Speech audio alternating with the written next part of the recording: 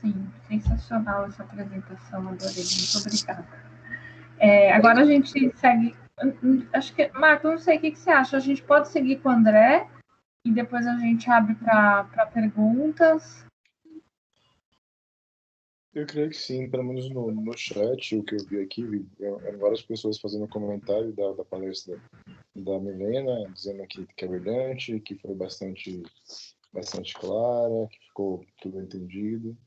Não tiveram dúvidas postas no chat, tá? Vamos deixar para abrir para dúvidas no final.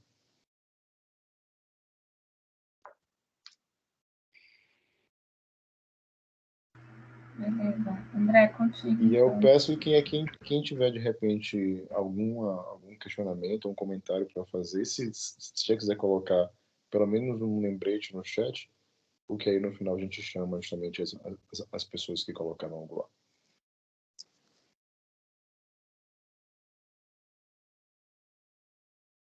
Vocês estão conseguindo ver meu compartilhamento? Eu ainda não. Ainda não.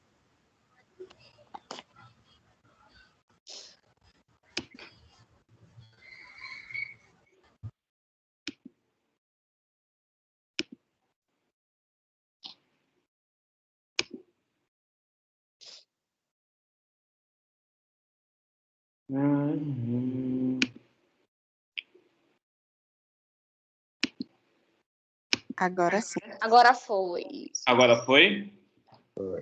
Posso começar, Vivi? Pode sim, André. Boa noite a todos. Meu nome é André, sou médico intensivista da Rede Primavera, do Hospital Universitário, tá?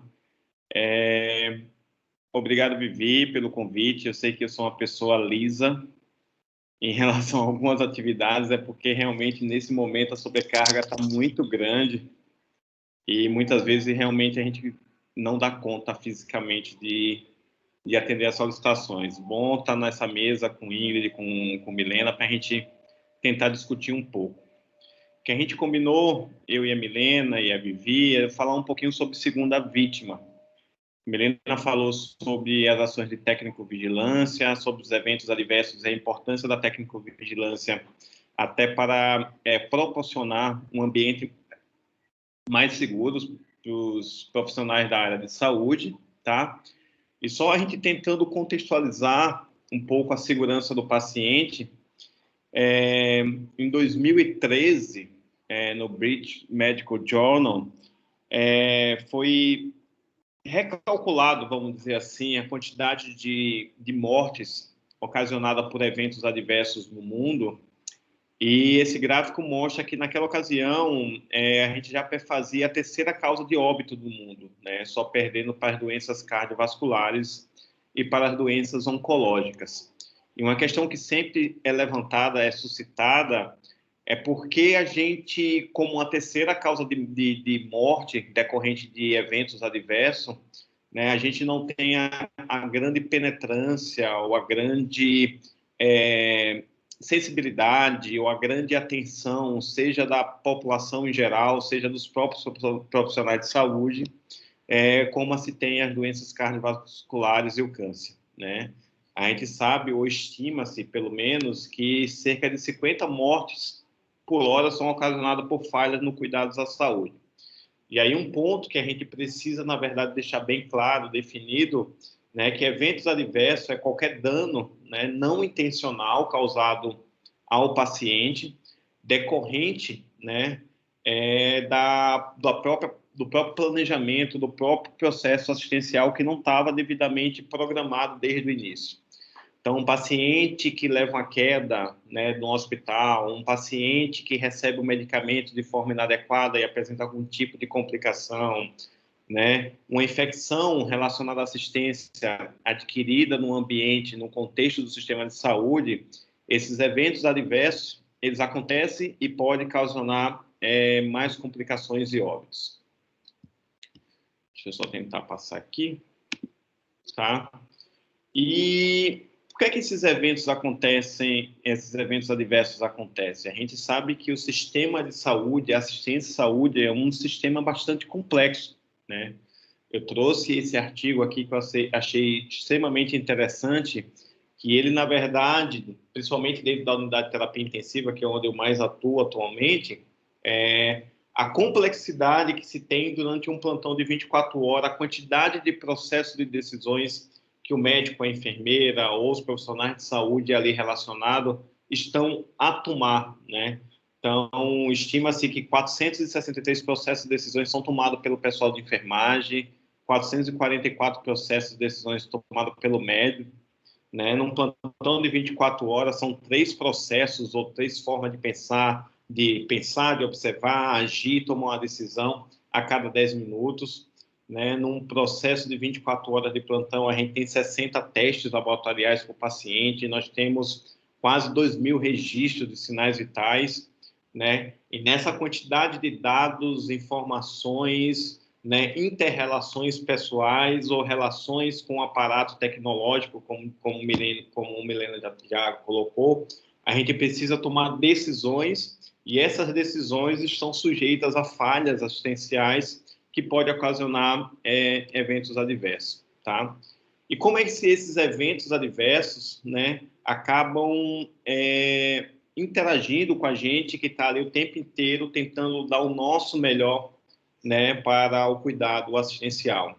Nesse momento de pandemia, alguns estudos trouxeram qual era a preocupação dos profissionais de saúde, né, quanto às mazelas do sistema de saúde. Quando você entrevistava os profissionais, sejam médicos, enfermeiros, fisioterapeutas, técnicos de enfermagem, né, cerca de 60% eles se preocupavam na segurança dos pacientes ao receber cuidado, né? 53% eles estavam bastante preocupados em relação aos erros cometidos pelos próprios profissionais, né? Então, é uma preocupação vigente, né? A gente sabe da luta e da importância da segurança do paciente, dos núcleos de segurança do paciente, dos núcleos de gerenciamento de risco, né? Essa dificuldade que muitas vezes a gente tem em se aproximar dos profissionais da linha da frente, tá? E 40% estavam preocupados com sua própria saúde. E isso ficou muito mais evidente no último ano com a pandemia, né? Além da preocupação que a gente tinha na qualidade, na qualidade do cuidado que a gente estava prestando, além da preocupação que a gente tinha na segurança do paciente que a gente estava prestando, né? Ficou mais evidente na preocupação da nossa própria saúde, da nossa própria segurança, né? Uma revisão sistemática, né, também nesse período de Covid, trouxe algumas evidências em relação aos fatores de risco para estresse dos profissionais de saúde, né? Então, nesse período mais complexo de sobrecarga de trabalho, de preocupação da exposição que os profissionais estavam, né, vários colegas, vários profissionais acabaram adoecendo, né? E a gente teve que tratar desses profissionais, então, realmente era uma relação muito mais complicada, vamos dizer assim. 50% relataram sintomas de depressão, né? 45% relataram sintomas de ansiedade, e nessa segunda onda, se é que a gente pode chamar de segunda onda, naquelas conversas de corredores, naqueles cafezinhos que a gente acaba tomando, a gente vê a preocupação, a ansiedade, o esgotamento físico que esses profissionais, né, estão expostos.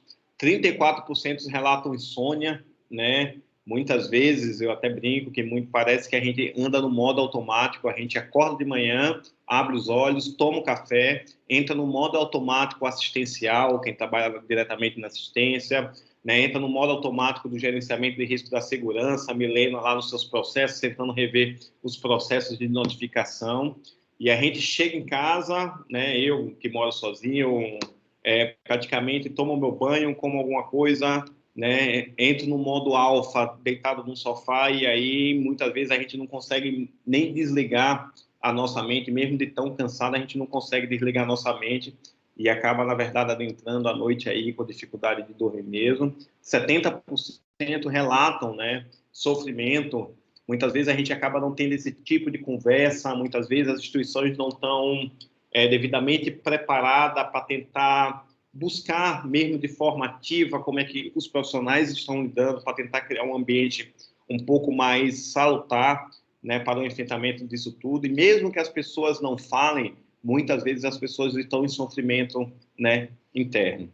Então, isso é extremamente importante, porque aí a gente coloca uma escalada, né, dessa ocorrência de eventos adversos, né? O evento adverso, muitas vezes, não só atinge, né, o paciente e os familiares. Lógico que nessa primeira ação, são eles que acabam sofrendo, eles diretamente têm esse sofrimento, seja um evento adverso mais leve, seja um adverso mais grave, né, com algum tipo de sequela, algum tipo de inabilidade, desabilidade mais permanente, ou seja, na verdade, até levando ao óbito, né? É importante a instituição ver isso, é importante a instituição mitigar, né, essa primeira vítima, mas alguns termos surgiram desde aquele famoso relatório de 99 do Institute of Medicine, né, que não só os pacientes e os familiares acabam sofrendo, muitos profissionais de saúde acabavam tendo alterações psicológicas que acabavam afetando, né, o seu rendimento, a sua vida pessoal, a sua vida laboral, né, decorrente desses eventos adversos, né?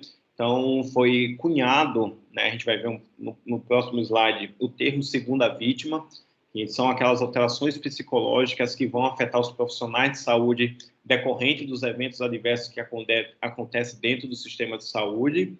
E por que não a terceira vítima, que seriam, na verdade, os próprios núcleos de segurança, com toda essa quantidade de eventos que tem que lidar, que tem que discutir, que tem que analisar, que tem que propor, né, medidas para tentar modificar esse sistema de saúde e tentar minimizar, mitigar novos eventos adversos, e as próprias instituições, né, como é que a imagem, o marketing e a própria instituição vai acabar lidando com isso.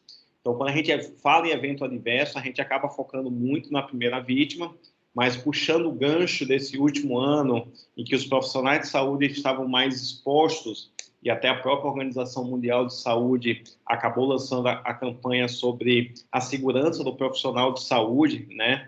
Então, a segurança do profissional de saúde está relacionada também com a segurança do paciente. Se o profissional de saúde está seguro, se o profissional de saúde está confortável, vamos dizer assim, psicologicamente, ele consegue, na verdade, prover um cuidado com maior qualidade e com maior segurança.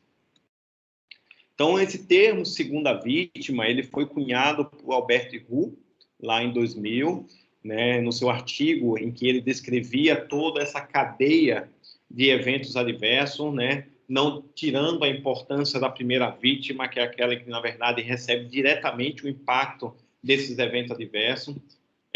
Faço uma pausa aqui, né, tem muita gente entrando e muitas vezes a gente não está acostumado com esses termos de evento adverso.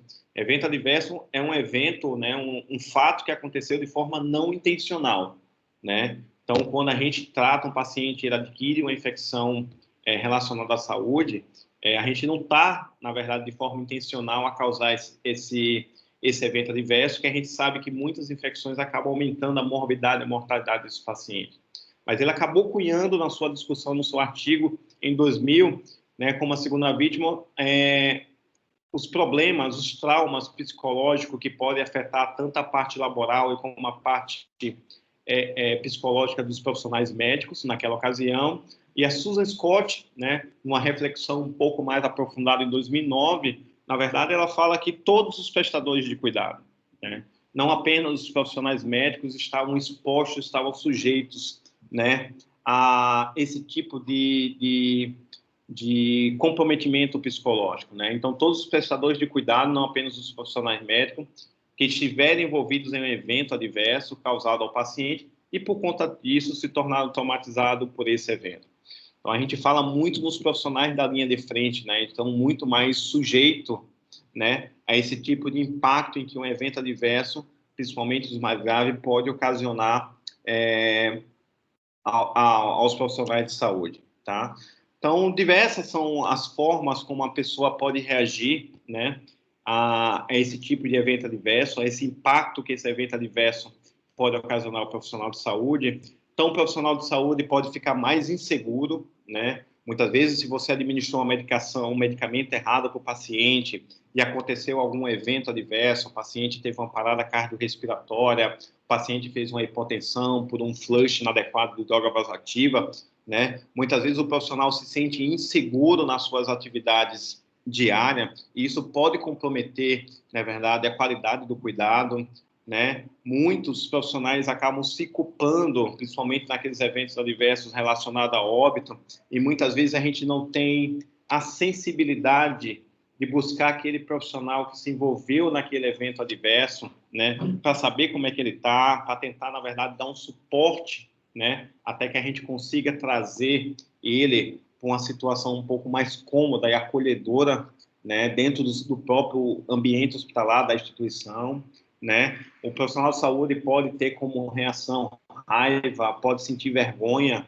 né, principalmente dentro daquele ambiente de trabalho. A gente sabe muitas vezes que esses eventos adversos, mesmo sendo cuidado de uma forma muito bem cautelosa e profissional pelos grupos de núcleo de segurança, de gerenciamento de risco e pela própria diretoria do hospital, a gente acaba sabendo dos casos, todo mundo acaba comentando, né? E isso realmente acaba sendo vergonhoso dentro da sua roda de trabalho e, né, na dependência do seu grau de maturidade em lidar com esse tipo de sentimento, muitos profissionais acabam por se isolar, né, dentro do seu próprio núcleo laboral.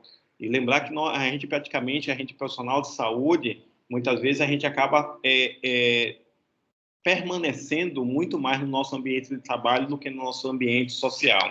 E nessa questão de pandemia, ainda mais, né? E qual seria a trajetória da segunda vítima, né? A própria Susan Scott, né, no seu artigo de reflexão, em que ela ampliou esse termo de segunda vítima para todos os prestadores de cuidado, ela descreve algumas etapas, né, que pode acontecer, né, quando há um acometimento psicológico, laboral, né, dos profissionais de saúde relacionado a algum evento adverso que aconteceu com os pacientes. Então, na primeira etapa, normalmente, imediatamente ou próximo ali do incidente, tá?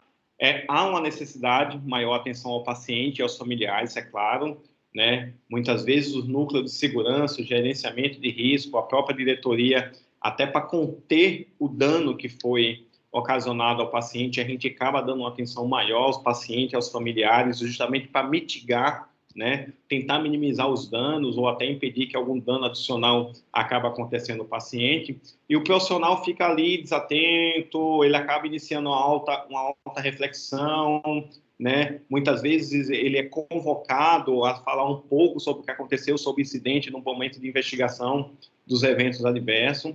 Ele parte para uma segunda etapa, né? Que é caracterizada por um período de isolamento. Então, é um período que ainda a gente está muito focado no paciente, em tentar mitigar, né, os danos causados pelo evento adverso. Ele começa a ter alguns tipos de reflexões que muitas vezes ele acaba não compartilhando, né, até por vergonha, por culpa, né, e começa aquelas possibilidades. Se eu não tivesse feito a medicação, e se eu tivesse, né, checado a prescrição de forma adequada, e se eu tivesse tocado o catéter quando o médico diarista solicitou, né, e se, refletindo nas diversas possibilidades, o que poderia ter causado ou evitado o incidente.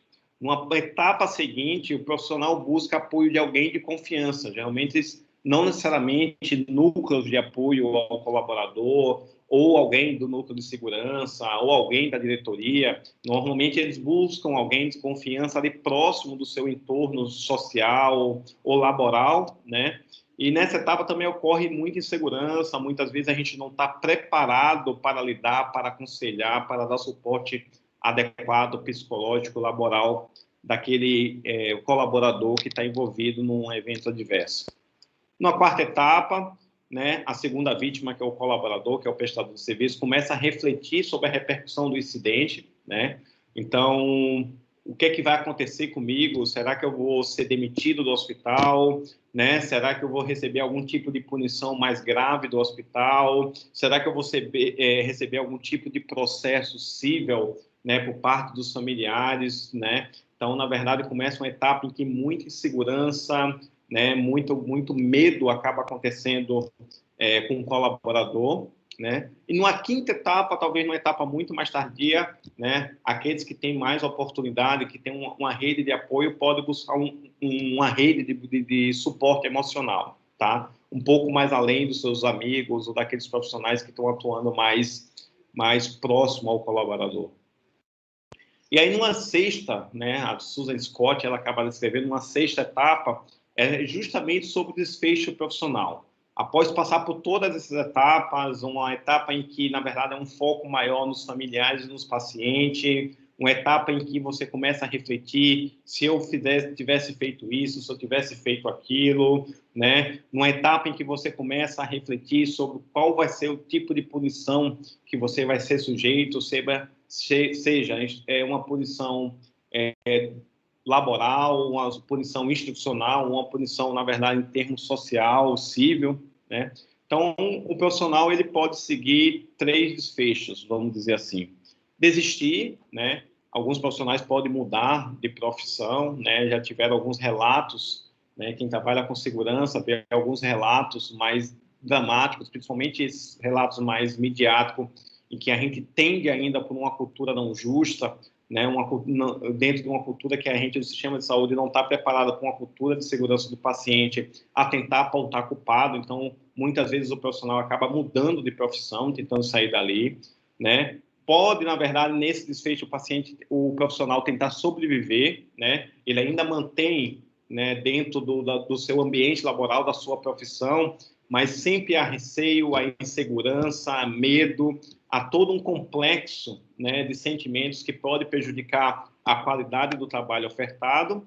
E talvez um outro desfecho, que é o que a gente poderia objetivar, talvez seria o ápice, é aquele profissional prosperar, né? Ou seja, o profissional avalia a situação e a utiliza como possibilidade de aprendizado e desenvolvimento. Lógico que é muito difícil você fazer isso sozinho, principalmente num sistema onde a gente ainda tem um sistema de culpa e vergonha, né? E é talvez nisso que as instituições, né, as grandes instituições, tentam dar o suporte necessário, psicológico, assistencial, jurídico, né, para que esse desfecho seja o de prosperar. Então, na verdade, você caminhar junto, analisar o evento e, a partir daquela análise, a gente tentar prosperar com um aprendizado e desenvolvimento e aprimoramento do nosso sistema de saúde, tá? Mas aí muitas pessoas que podem estar aí se perguntando assim, então assim, a gente tem um evento adverso, aconteceu um erro, vamos dizer, um evento adverso, houve o acometimento do paciente, né, como primeira vítima, houve o acometimento do profissional de saúde, a instituição, na verdade, todos os valores e a saúde institucional, vamos dizer assim, foi colocado em forma midiática, foi exposta, né, de forma midiática, e também a gente tem que ver a resiliência da instituição, mas a gente tem, na verdade, como avaliar se aquele evento adverso, dentro de um modelo de fluxo de cultura justa, ele aconteceu por erro humano, né, isso aí dentro de uma engenharia de fator humano, ele aconteceu por um comportamento de risco específico do profissional ou da unidade na qual ele trabalha, ou se ele teve, na verdade, um evento adverso relacionado a um comportamento negligente. Não é só acontecer o erro, o evento adverso, né, que a gente vai tentar, na verdade, direcionar e sem interpretar isso de uma forma adequada. Então, quando a gente tem uma cultura justa, ela aumenta a transparência e ajuda a diminuir erros e danos, né? Mas pode ser difícil um pouco de aplicar isso na prática. Então, um modelo racional de como tentar diferenciar o que é um erro humano, que na maioria das vezes é o que acontece, o que é um comportamento do risco do profissional, ou o que é um comportamento negligente, e a partir daí a gente tem tratativas como a gente tem que atuar frente ao sistema de saúde e frente ao profissional, né? Então, a gente tem alguns testes que a gente pode fazer, o teste de ato deliberado, se o profissional conhecia aquele processo de trabalho, se aquela ação intencional foi realizada, né? Então, assim, quando você conhece o trabalho, conhece o sistema, conhece o protocolo, e mesmo assim, de forma intencional, você modificou e proporcionou um evento adverso, na verdade, a gente já não chama de evento adverso, né? Lembre-se que lá no início, quando a gente definiu o evento adverso é um ato não intencional, é um erro, um ato que acabou sendo de não intencionalidade, né? Quando você tem uma intencionalidade de causar algum tipo de dano, isso aí já se chama violação, isso é um ato mal intencionado, é um comportamento negligente, e aí, na verdade, a tratativa é diferente. Mas quando a gente tem algum produto de erro decorrente do sistema, que a gente sabe que o sistema de saúde é um sistema complexo e é mal desenhado, por isso que muitas vezes a gente não tem um resultado de forma adequada, então a gente pode, na verdade, exigir mudança de processo, mudanças de procedimento, treinar a equipe, revisar protocolo, né, que é muitas vezes isso que os núcleos de segurança tentam dar suporte, justamente para tentar diminuir, né, a ocorrência de novos erros e tentar mitigar os danos quando os eventos adversos acontecem, né? E aí surge, né, grandes instituições, isso aí é um modelo que eu trouxe lá de uma apresentação do Sírio-Libanês, como é que a gente cuida, né, do profissional de saúde que está envolvido num evento adverso, né?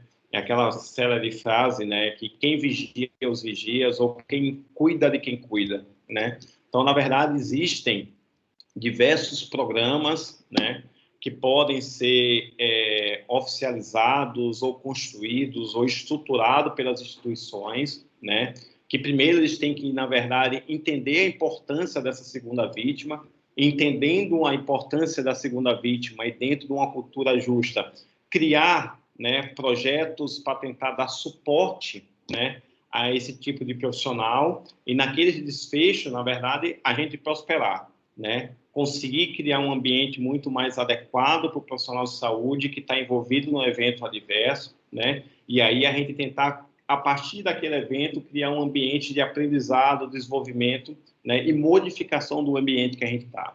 Então, lá no Sírio-Libanês, existe até o ambulatório de segunda vítima, né? E nessa aula que eu estava assistindo, justamente, eles falam de como é estruturado esse suporte psicológico desse profissional que está envolvido num evento adverso mais grave e que acaba tendo algum dano, vamos dizer assim, psicológico decorrente desse evento adverso. Existe toda uma estruturação de assistência social, existe uma estruturação da casa do colaborador, existe o projeto Cuidado de Quem Cuida, né? Não só para a gente intervir de forma passiva, quando, na verdade, o evento adverso e quando o trauma psicológico acabou acontecendo, mas criar um ambiente no qual você proporcione um melhor entendimento psicológico, um melhor entendimento do seu sistema e até prevenir que eventos adversos acabem acontecendo, né?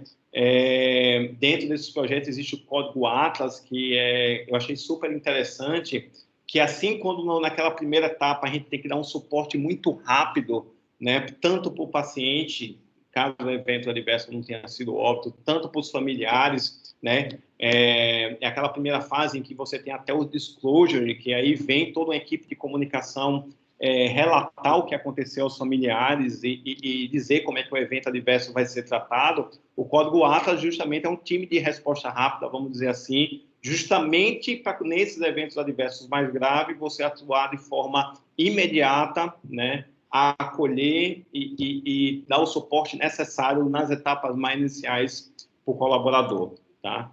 Então, eu acho que era isso que eu tinha para falar, um pouquinho sobre a segunda vítima, um pouquinho sobre como, na verdade, isso se desenvolve dentro de um ambiente complexo, que é o sistema de saúde, um ambiente que tem muitos eventos adversos, a terceira causa de óbito, vamos dizer assim, no mundo, relacionados a problemas na nossa assistência, mas que a gente acaba focando no processo, né, no cuidado com o familiar, mas que por trás disso aí tem uma segunda vítima que também tem danos ocasionados a esses eventos adversos, né, e que precisa, na verdade, ter o cuidado adequado para a gente criar um ambiente de cultura mais justa. Obrigado.